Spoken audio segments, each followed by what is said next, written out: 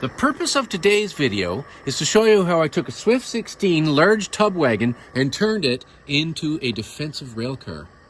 Here is my radio controlled Bertie with a Jenny tender, just warming up and coming up to pressure. Some cows. Here's the rail car in question. Looks pretty good. We have Henry and Marge along today. I don't know why they're in a military train, but they're Henry and Marge, and that's what they do.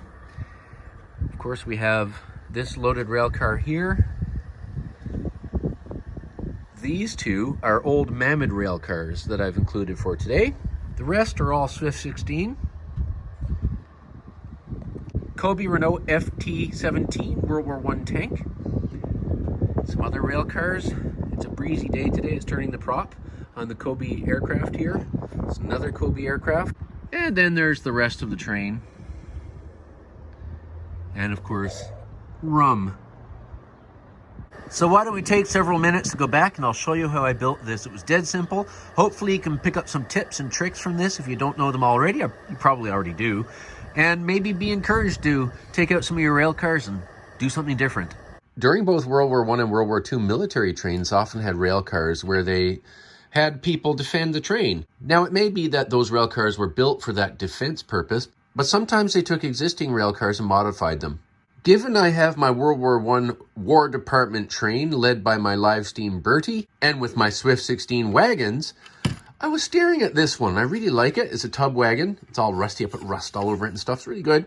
But I thought, whoa, I wonder if we could defend the train. Truth be told, I was staring at the machine guns in my various Kobe World War I aircraft. That gave me ideas. To wit, I went to Kobe's website and I ordered a bunch of machine guns. More than this, but you know, I'm only going to use 2 for the rail car. Now with these World War I machine guns, you see that this large part around the barrels, well, they're actually water shrouds filled with water for cooling the barrel during rapid firing. Both sides of the war use similar guns, and you see these little water hoses that would go down into some sort of water container to help cool the guns. To that end, I also got some water barrels from the Kobe website.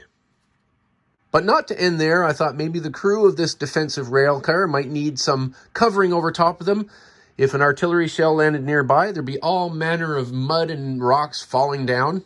Enter this, part of a toy farm set. A covering, I suppose, to put over hay, I don't know. I am going to repaint this gray to match that. I've already shaped and filed the feet of this thing to fit better into the rail car. Now, doesn't that just look purposeful and Jim Dandy? Now, because there's going to be theoretical people in here operating the machine guns, I'm going to stagger them because there's going to be one on each side. Machine guns like this required a crew of 2. One to shoot and the other to continuously feed the belt ammunition. Now, Terry, you say, there was no such rail car in World War I. Well, not one that looked exactly like this, and yes, that's true. But my entire War Department train is a piece of fiction. It's War Department as I imagine it in World War I. Yeah, my rail cars aren't exactly the War Department rail cars. So you ask, how are the guys going to climb in and out of this thing? Well, enter these. You always get a bunch of extra laddery bits when you have USA trains, reefers, and boxcars. So there you go. Drill little holes. Put a couple of these on each side. This is getting back to sort of bespoke modeling at its funnest. This is my handy dandy Tamiya Paints color samples that I did a long time ago. So I just need to find one that sort of matches. Sky gray is not bad. Light sea gray is not bad. None of them are going to exactly match, but that's okay. I think I'll use sky gray. So far things are going okay. Also, don't be so worried about, you know, good even paint coverage. Sometimes as this is drying, I see little bits of hints of stuff coming through from the original color. That's okay. I'm going to weather the thing anyway. It's going to look old and used. A perfect paint job may actually be counter to what you're trying to achieve. In the end, I decided not to have the structure dead center in the rail car, but over to one side. And that will give an area for the crew to jump in this way. And also it'll strengthen the connection. I left this part there so that I can glue these straight onto the bulkhead right there. Well, I guess there's no going back now. Now I'm going to drill the holes for the machine gun mounts. All right, the machine guns are in. Well, holes are drilled for the grab irons. Oops, I drilled the holes on the wrong side here. That's okay. Leave the holes there. I'm just going to leave them. It's an old rail car. God knows what used to be there or what previous arrangement. It's now part of the history of the car anyway. So the grab irons are on, and I've glued in the water. Because the frame on this side is so securely glued in, I'm not going to glue that part on.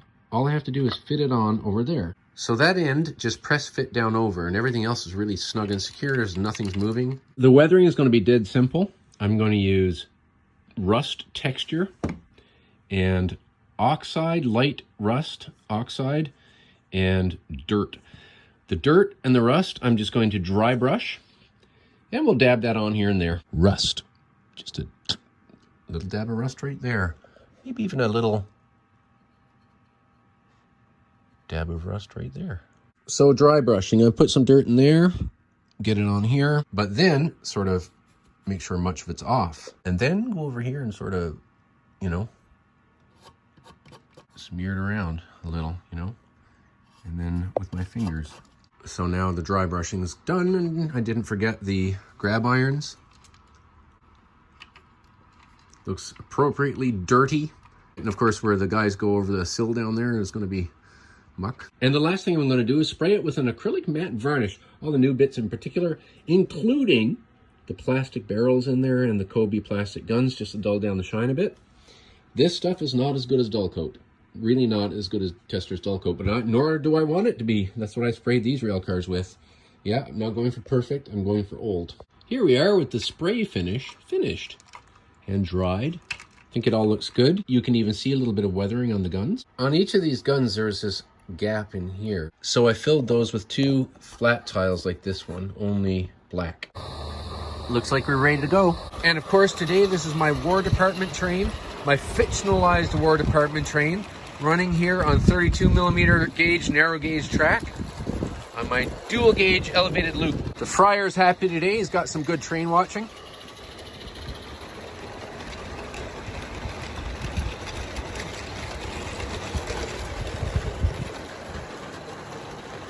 This rail car really does work. Really looks good on the train.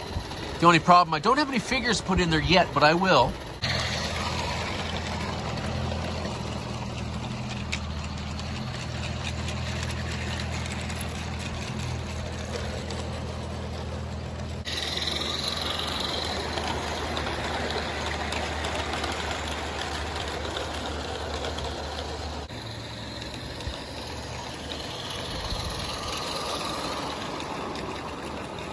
World War I modeling at its funnest. Here we have a Kobe British Mark I tank helping set the scene.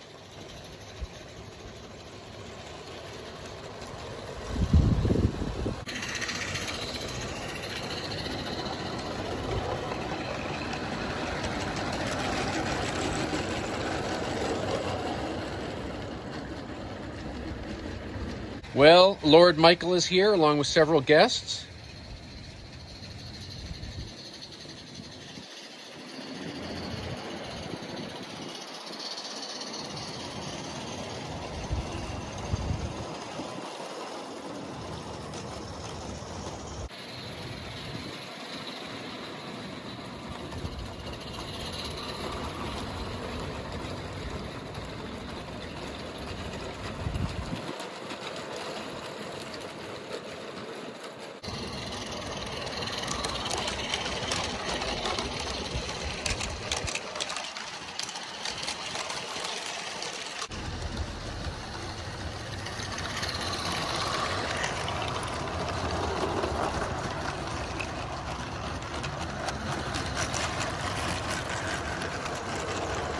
Oh, Settle, I know. I know you want me to play with that, but it's train time, see?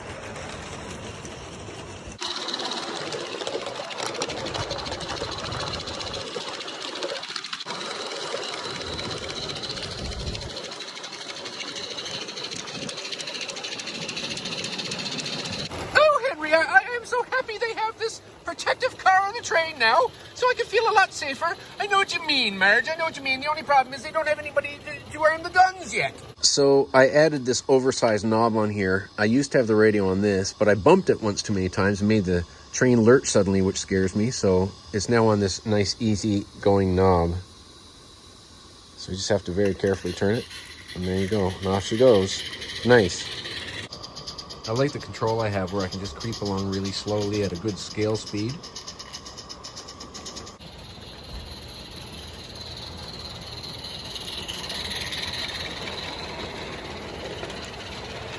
And here comes the friendly guard in the guard van.